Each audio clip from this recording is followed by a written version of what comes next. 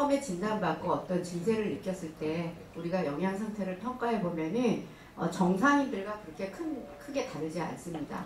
그래서 음식을 먹고 해도 일정 기간 체중도 잘 유지되고 내 몸 안의 경우에 따라 제가 본 환자분 중에 여자분이셨는데요.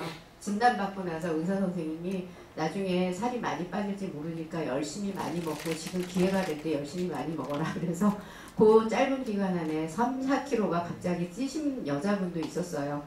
그래서 사실은 초반기에는 이렇게 살이 좀 많이 찔 수도 있지만은 시간이 지남에 따라 경우에 따라 이제는 조금 호흡 근육도 좀 약화되면서 힘들어지고 그 다음에 밥 먹을 때마다 그 살에 걸리는 빈도가 많아지면 먹는 거가 조금 무서워서라도 두 숟갈 뜰 거를 한 숟갈 뜨시면서도 굉장히 이제 신경 쓰다 보니까 그만큼 에너지 소모가 많아지고요. 그 다음에 움직이는 그 자체는 조금 힘들어지니까 뒤에 보시면 아시겠지만 이 루게릭의 이중성은 뭐냐면은 에너지가 근육은 막 줄어들면 에너지 소모가 사실은 별로 없거든요. 근데 살이 점점 빠지는 겁니다. 아무리 많이 먹어도 이렇게 뭐라 그럴까요? 에너지 밸런스가 안 맞아서 저도 초창기에 이 루게릭 공부를 이렇게 하다 보니까 제일 힘들었어요. 어떤 질병보다 뭐가 제일 힘들었냐면은 환자분한테 몇 칼로리를 주면 가장 이상적이지를 결정하는 게 너무너무 고민이 돼서 그거와 관련된 걸 많이 찾아봤는데 저와 똑같이 전 세계에서도 루게릭병에 대한 어떤 영양을 처방해 주는 것이 그렇게 쉽지는 않았다라는 거죠. 그러면서 이제 뒤에 보시면은 올바르게 나름대로 좀 근접할 수 있는 칼로리 계산하는 공식도 이제 만들어지면서 우리가 좀 이제 올바른 처방을 좀 할 수 있게 됐습니다. 자, 루게릭병과 관련돼서요. 제일 관심 있는 영양 관련 내용들을 보시면은 일단은 체중입니다. 여러분들은 체중에 좀 관심을 많이 가지셔야 되고요. 현재 체중도 중요하지만 내가 이렇게 쭉 진료를 받으시면서 어떤 체중 변화가 일어나고 있는지를 보시는 게 되게 중요하고 그 다음에 여러분 아시겠지만 똑같은 체중이라 할지라도 근육과 지방에 대한 비율이 조금 다릅니다. 예를 들어 남자는 근육량이 좀 상대적으로 많고 정상인들은 남자들은 체지방이 많아야 한 13%, 한 15% 내외입니다. 근데 여자는요, 똑같은 상황에서도 한 25%가 됩니다. 여자들은 조금 지방이 많고요. 남자들은 좀 근육이 조금 상대적으로 많은 편인데, 요게 이제, 식사를 못 하다 보면 에너지가 됐기 때문에요, 변화량이 조금씩 변하고, 또 나이가 들면, 체지방이 많아지고 근육이 이렇게 줄어드는 그런 현상이 있어서, 그게 좀 우리가 좀 알아둬야 되는 상황이고요. 그 다음에, 먹는 방법이 루게릭 진단 우리 여러분 아시겠지만 루게릭 스코어 있잖아요. 기능 스코어가 있는데 그 스코어에 따라서 음식을 공급해주는 방법이 달라질 수 있습니다. 이 중에 여러분들 의사 선생님이 관으로 통해서 영양을 지원해야 됩니다라고 말하는 경우도 있는데 굉장히 두려워하시죠. 그래서 이제 그런 방법도 있긴 하지만 그거를 어떻게 내가 이제 받아들일 것이냐 그 이야기도 좀 할 것 같고요. 그 다음에 최근 들어서 이제 루게릭병뿐만 아니라 암이라든가 당뇨병이라든가 특히 비만이라든가 요즘은 식재료가 중요한 것보다도요 어떻게 먹느냐가 더 중요하게 이야기를 합니다.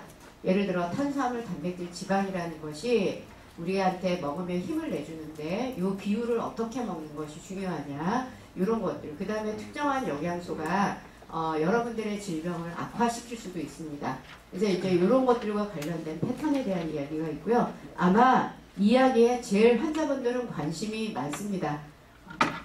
나는 조금 남들보다 좀 나아지고 도움이 될 수 있는 기능성 식품이 뭐가 있느냐.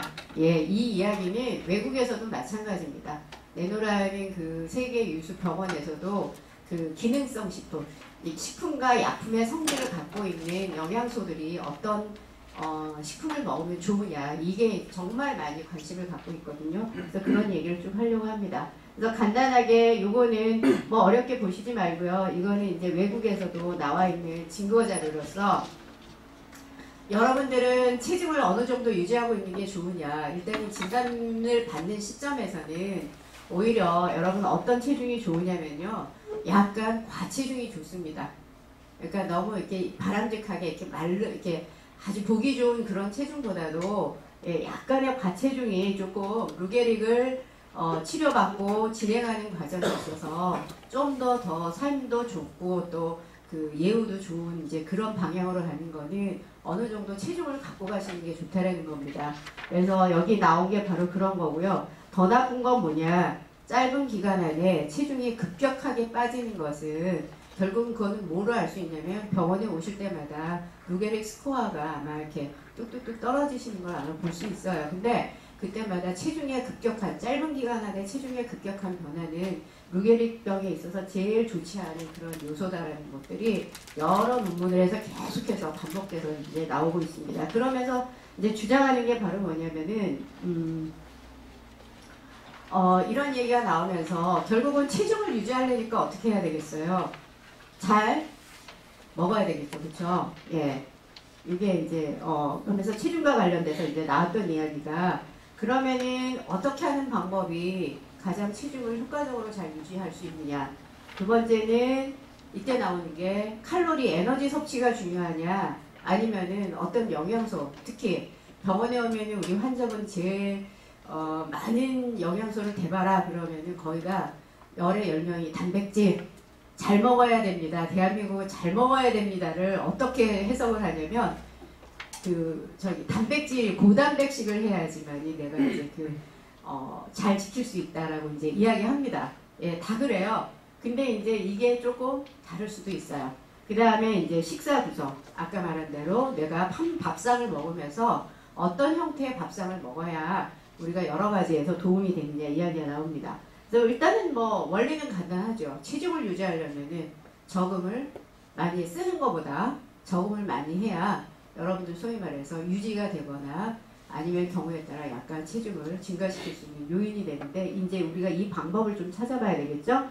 그에 대한 이제 하나의 증거로 우리가 그 96년 루게릭병은 외국에서는 90년대부터 이제 계속 연구가 됐는데 그 초창기 때부터 현재까지 제가 그냥 하나를만 그냥 해왔는데 옛날에 2007년도에서 한 10년도까지 강의할 때는요 외국에 우리나라 자료도 없고 뭐가 없으니까 제가 어떻게 했었냐면은 외국에서 나왔던 모든 연구 자료를 이렇게 한국말로 다 중요한 문구를 해가지고 정리를 좀 했었는데 지금 와서 보니까 단 한마디더라고요.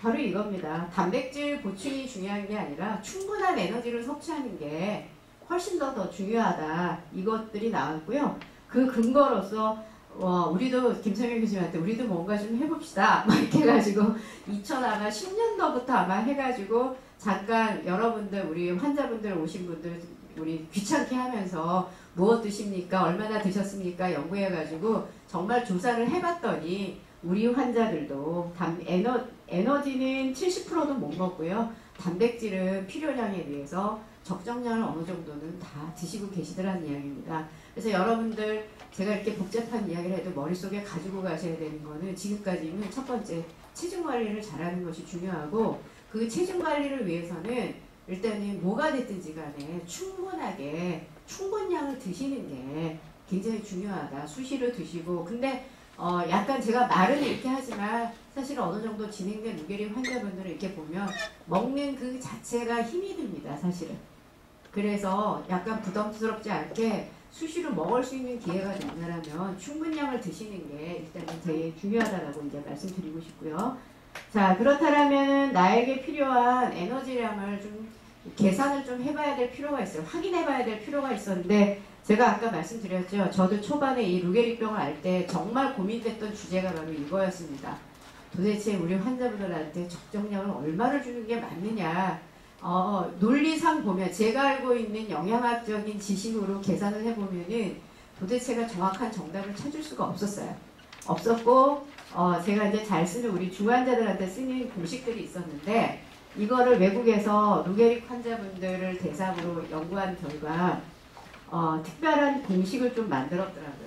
이거 어렵지 않습니다. 숫자는 이렇게 어려운데 여러분들은 뭐만 알고 있으면 되냐면 나의 현 체중, 두 번째 나의 키, 그 다음에 나이. 요 두 가지는 웬만큼 기억합니다. 한번 왜냐면 대부분이 성장을 하고 나면은 거의 멈추기 때문에. 근데 변수는 뭐냐? 제가 왜 빨간 걸로 했냐면 체중입니다. 체중은 전 세대에 걸쳐서 변화가 무쌍합니다. 그 체중에 영향을 주는 가장 커다란 요인 중에 하나가 바로 먹는 겁니다. 먹는 거를 과잉으로 먹었느냐 부족하냐에 따라서 체중은 변해서 저도 우리 이제 옛날에 영양 상담할 때 제일 많이 물어보는 게 체중에 대한 변화를 많이 물어봤습니다. 제일 중요한 요소라고 보시면 되는데 요거를 잘 기억해주고 관리하시는 게 아마 병원에 와서도 약 처방이라든가 전체적인 어떤 영양 공급을 해줄 때도 나의 체중이 얼마냐에 따라서 공급량이 달라지기 때문에 이걸 갖고 기억하시는 게 되게 중요합니다. 그래서 여러분 너무 고민하실 필요 없고요. 르게릭 센터에 진료받으러 오시면은 여기 우리 유명하신 많은 센터 선생님들이 계세요. 그래서 보시고 이 정도는 충분히 계산해 주실 수 있고요. 여기에서 ARS 스코어 중에 여기 6가지는 뭐냐면은 그 에너지를 소모시키는데 기여하는 요소들입니다. 여러분들이 갖고 있는 그 스코어가 굉장히 많은데 그 중에 6가지만 여기에다가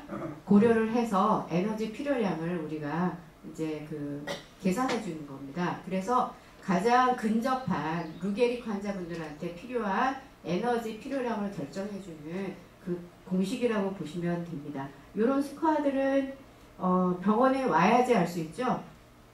그렇죠? 선생님? 인터뷰 하시기나 해서 보면은 보니까 다 알 수 있을 거예요. 이게 체크리스트처럼요. 이렇게 체크하면서 이렇게 물어보는 그런 것들이 있기 때문에 이거 간단합니다. 공식은 복잡해 보이지만 요거가 2014년도에 나왔을 때 제가 제일 기뻤고요. 요걸 가지고 우리 지금 아마 한양대학교 병원을 이용하시는 환자분들도 이걸 다 해봤고 요걸 가지고 중요한 자료를 제가 하나 얻었습니다. 우리 병원에 오시는 환자분하고 요 스코어를 가지고 했더니 어떤 사람들이 제일 위험했는지 아십니까? 루게릭 병에 돼 있어서 바로 뒤에 나오지만은 경구 섭취를 잘 못하는데도 끝까지 경관급식을 안 합니다. 배에다 우리가 PEG라고 말하는 조루수를 하자고 했을 때 그거를 거부를 끝까지 하시고요. 입으로는 거의 못 드시는 분들이 있는데요. 그 단계가 가장 영양 상태가 안 좋고요. 별로 좋지 않은 상태였다. 이걸로 그거를 다 맞춰봤을 때 그 결과를 얻었었어요. 그래서 좋은 계기가 됐었는데 다시 한번 말씀드리지만 병원에서 여러분들한테 영양 공급을 위해서 방법을 좀 바꿔야 되겠습니다라고 의료진 선생님들이 이야기하신다면은 조금 비중을 갖고 여러분 좀 심각하게 좀 받아들이시면 참 좋을 것 같아요. 무조건 거부한다 해서